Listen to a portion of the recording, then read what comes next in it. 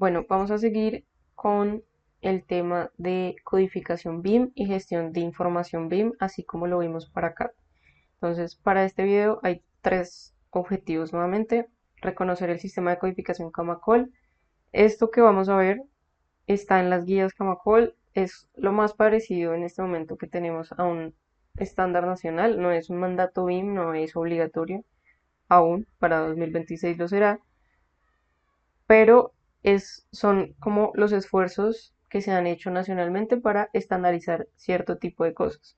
Estas guías Camacol están basadas en la ISO 19650, que es la ISO, son como unas recomendaciones de calidad donde internacionalmente todos los web y todos los estándares BIM se han basado para construir los documentos. Presentar una posible estrategia para la gestión de información BIM. Vamos a mostrarles cómo lo estamos manejando desde SAC, qué se pretende con los modelos, cómo es el intercambio de información, la documentación, bueno, etcétera. Y entender el trabajo colaborativo y el intercambio de información, que es básicamente lo que vamos a hacer en Fusion. Eh, entonces, para esto les voy a mostrar, les voy a explicar la primera guía de BIM, que está por acá.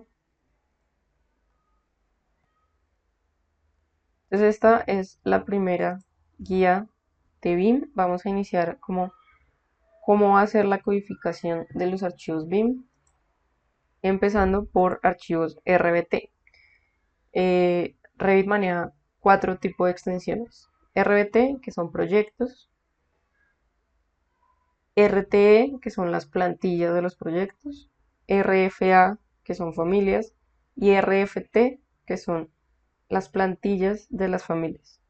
O sea, para cada tipo de familia yo tengo una plantilla, para una puerta tengo una plantilla, para ventanas tengo otra plantilla, y así sucesivamente, plantillas por montón.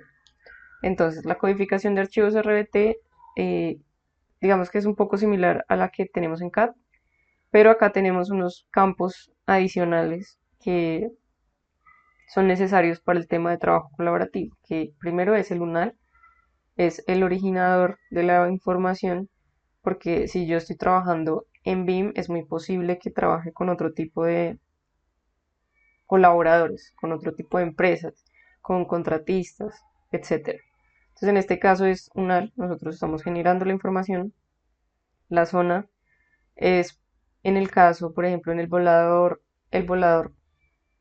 está dividido por zonas para modelarlo el urbanismo y linkear respectivamente las edificaciones de esa zona. Entonces, zona uno, zona 2, zona 3, etcétera. Nivel o ubicación, esto corresponde más a un tema de piso. Entonces, yo voy a modelar piso uno, usted modela piso 2 y esto nos va a indicar qué archivo que tiene cuál información. Y la disciplina, que son exactamente las disciplinas que manejamos en CAD. Acá hay una tabla más detallada de esto, entonces código de proyecto, estas ya son las nomenclaturas que definimos en SAC, que como saben depende del campus y el número de la edificación. Entonces, por ejemplo, en Río sería Río 01, Río 02, Río 03. En los casos de los 5 que tienen letras, igualmente sería Río 05A, Río 05B, etc. El código alfanumérico que indicará la ubicación de la edificación en el campus, esta zona, ya va a depender de la división que hagamos en el río, pero pues por ejemplo en Volador ya están definidas el nivel o ubicación 01, 02, 03.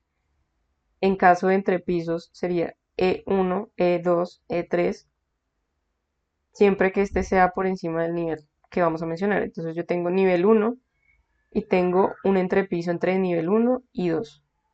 Ese nivel, ¿cómo lo llamo? E1. Si tengo un entrepiso entre nivel 2 y 3, lo llamo E2. Y de igual forma subterráneo 1, 2, 3, 4. Según se vaya bajando desde el nivel 0, desde el nivel 1 del proyecto, el central. Se usará ZZ a todos los niveles y XX si no hay nivel aplicable. Esto eh, en casos donde no se va a dividir el modelo. Específicamente, casos puntuales que vamos a manejar nosotros, el 3 y el 4, los vamos a dividir por nivel. Esto se debe a que por ejemplo, en la disciplina de arquitectura, esta disciplina es la que va a coordinar absolutamente todo. Entonces, yo modelo en arquitectura todos los elementos arquitectónicos, es decir, pisos, muros, ventanas, puertas, cielos, los básicos, los 5 básicos.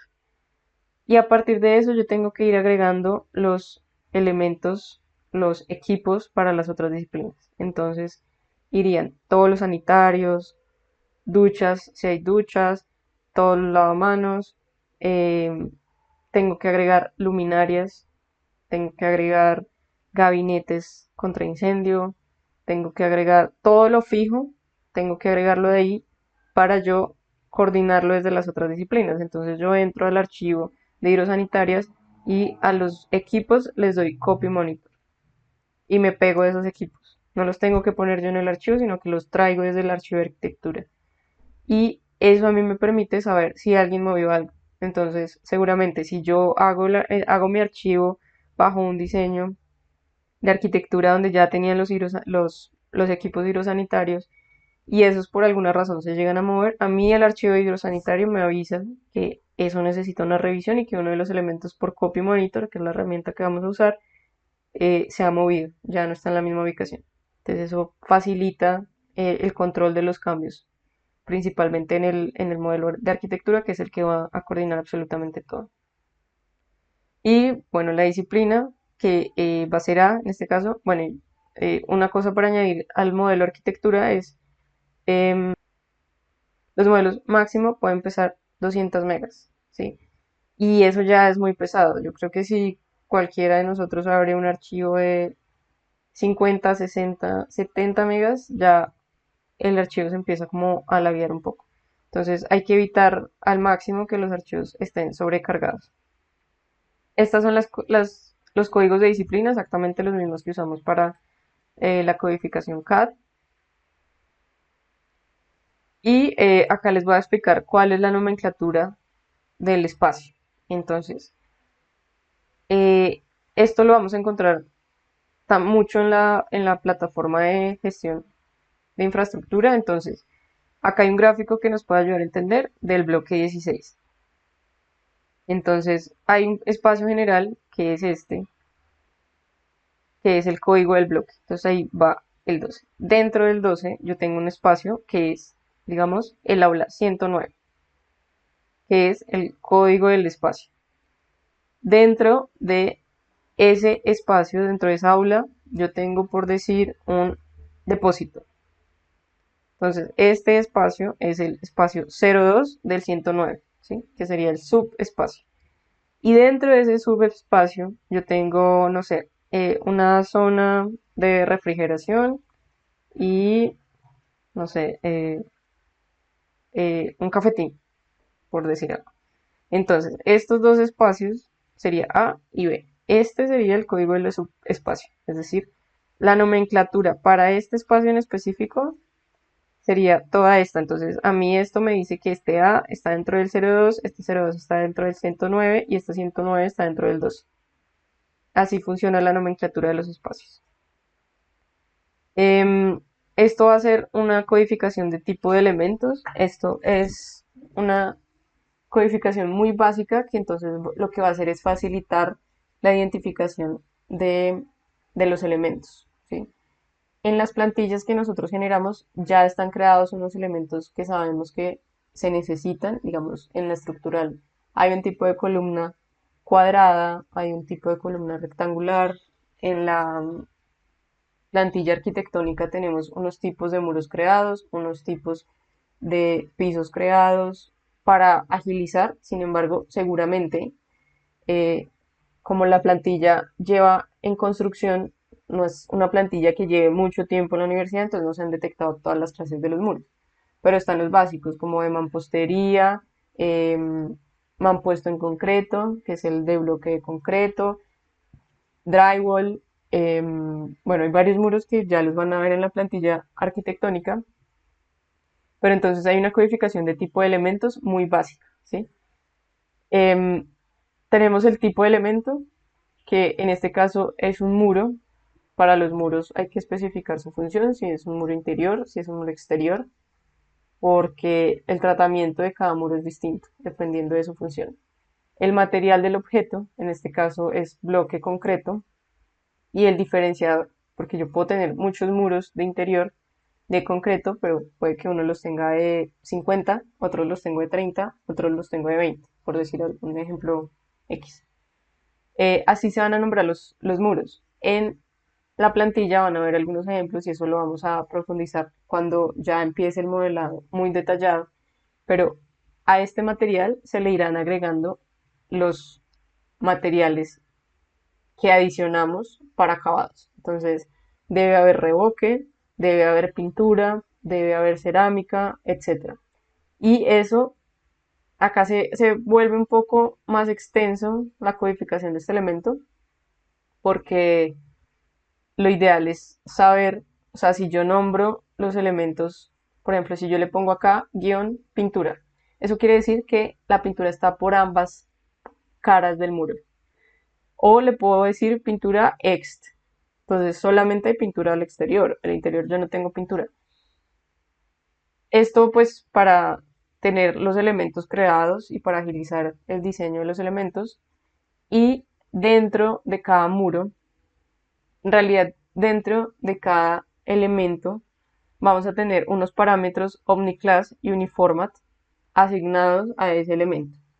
Estos parámetros OmniClass y UniFormat son sistemas de clasificación internacional que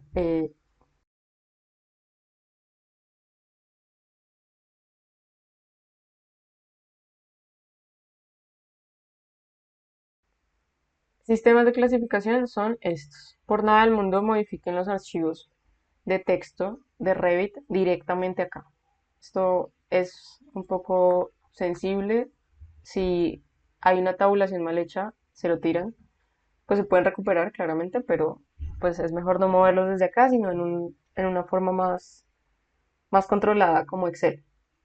Entonces los sistemas de clasificación son códigos. Los más usados en este caso son OmniClass y Uniformat. Hay otros que se llaman Masterclass, hay otros que se llaman NBS, hay muchísimos, eso todavía no está estandarizado, es decir, no, no todos son iguales. Evidentemente acá, por ejemplo, tenemos 23, 23, acá empezamos con la letra, pero lo bueno es que con estos códigos yo puedo exportar los archivos de Revit a otras plataformas y saber qué tipo de elemento es, ¿sí? Y pues internacionalmente, digamos que este es el código establecido para un muro estructural de función de Bering. Este es el código establecido para una viga prefabricada. Y acá tenemos algo muy similar.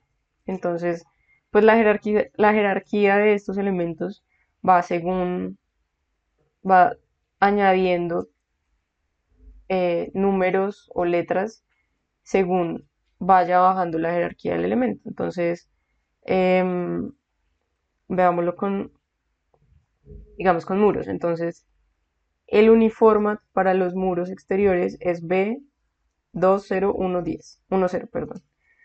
Si es un muro prefabricado, entonces se mantiene esa codificación y se empieza acá 20. Si es un muro de mampostería de ladrillo, entonces ya no es 20, sino que es 50. Si es un muro de carpintería, de madera, ya no es 50, sino que es 80. Pero mantiene un código genérico que me dice que eso es un muro exterior. Esto está configurado en Revit, es decir, Revit lee estos formatos y vamos a ir asignándole ese OmniClass y ese Uniformat a cada elemento. Cuando empecemos el tema de modelado de cada elemento, lo vamos a ver con más detalle. O sea, vamos a tener instrucciones precisas de cómo sería ese proceso para que todo nos quede clasificado bajo Uniformat y bajo OmniClass, que son los sistemas de clasificación que Revit nos da en este caso. Así que esta sería como la codificación básica. Esto pues es solamente para muros, pero entonces va a tener muchas variaciones. Entonces en este caso las básicas es decir si la losa es de fundación o es una losa estructural, si la columna es cuadrada, rectangular, circular, en L. Acá estas referencias son para columnas metálicas o si la columna es súper extraña y le pongo no regular. Las vigas o viguetas también van rectangular, T, L, las referencias metálicas o no regular. El muro cortina, los muros y los muros cortina se deben nombrar según su función, interior, exterior, piso acabado también interior, exterior y las escaleras interior, exterior. Estos elementos también deben estar parametrizados en Omniclass y Uniformat. Pues el material también tiene sus variaciones. Entonces, los básicos, muros, ladrillo, concreto, bloque concreto, para la mampostería en concreto, placa de yeso, fibrocemento, vidrio, acero, lámina microperforada. Los elementos estructurales en este caso pueden ser concreto, acero, para el caso del río hay unos bloques en madera, entonces puede ser madera, y piso acabado, alfombrado, vinílico, cerámica, porcelanato, caucho, grés, granito pulido, concreto permeable, madera, PVC, placa de yeso. Ah, bueno, y cielos, placa de yeso, fibra de vidrio.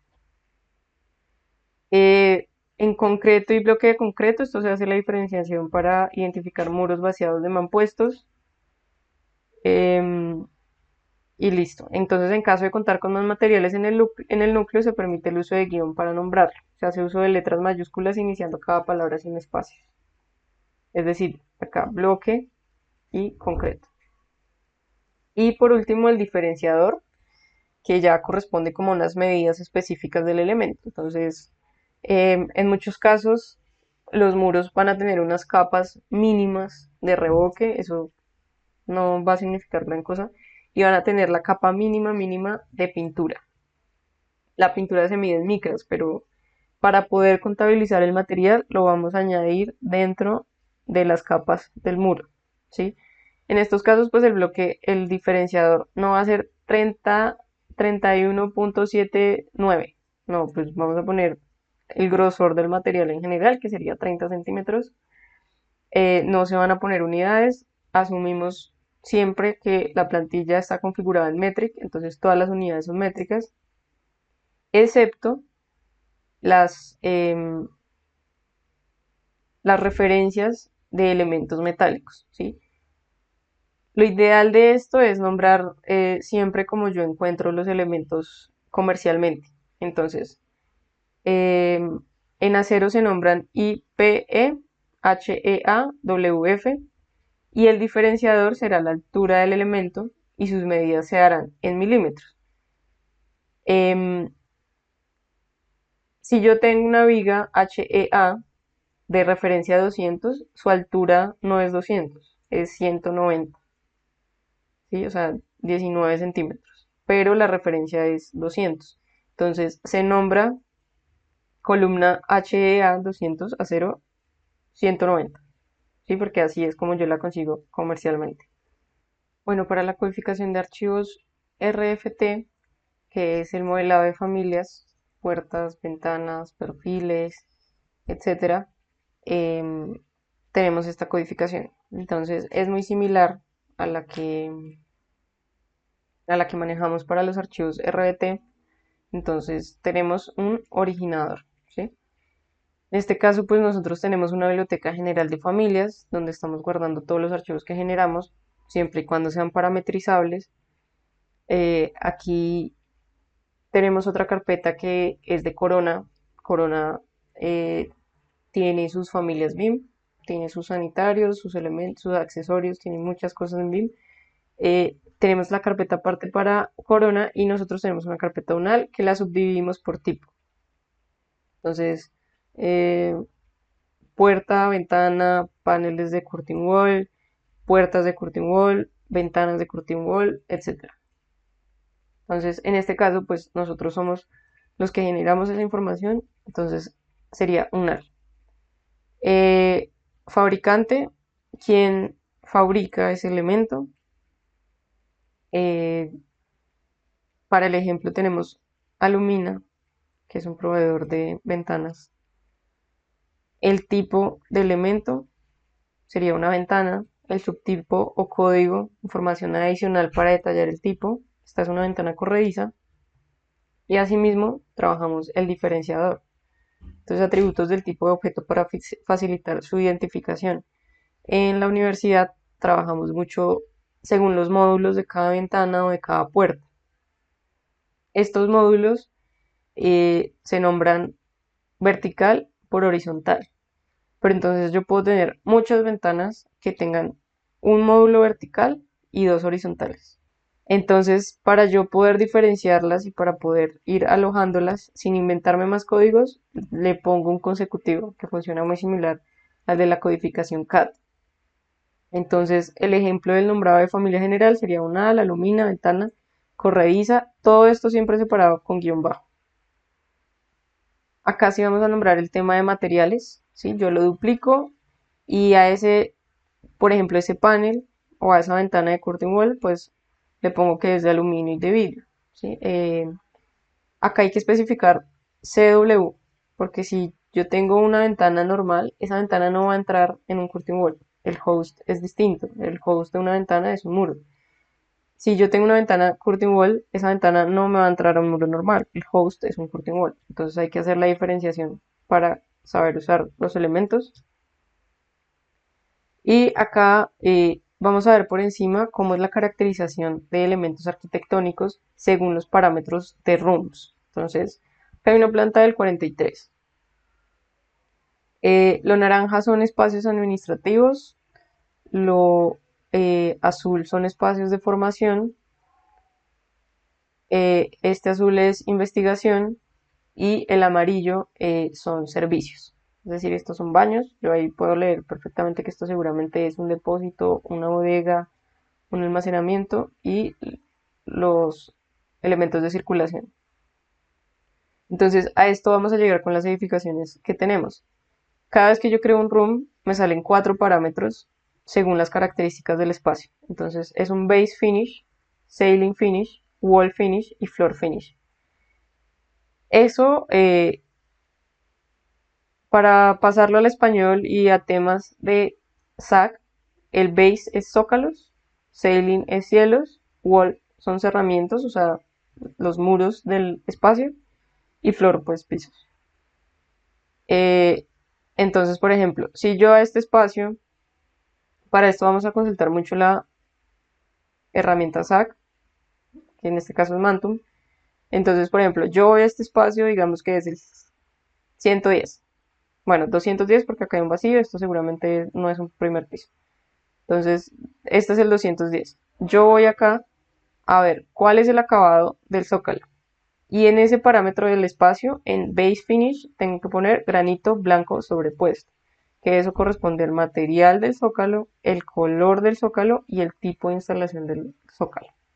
Y lo mismo para los cielos. Entonces, placa de yeso blanco. Para los muros, pintura verde. Seguramente hay espacios que cada pared tiene un color distinto. Yo no me voy a poner a escribir 4 veces el tipo de pintura que tengo en cada pared. Si una es blanca, la otra es roja, pues pongo pintura verde, pintura roja. Eso tiene una lógica para nombrarlos, que es de derecha a izquierda. Ya lo voy a mostrar en otro gráfico. Y floor finish, granito pulido, blanco, ¿sí?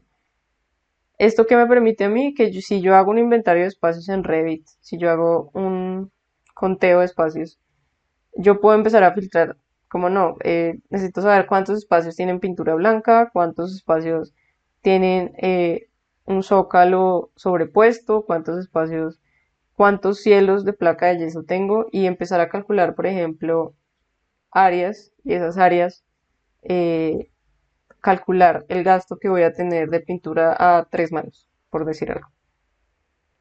Entonces es muy importante que llenemos esto adecuadamente. Cuando iniciemos esta caracterización vamos a profundizar más. Seguramente van a surgir muchas dudas porque ya deben tener un modelo más avanzado.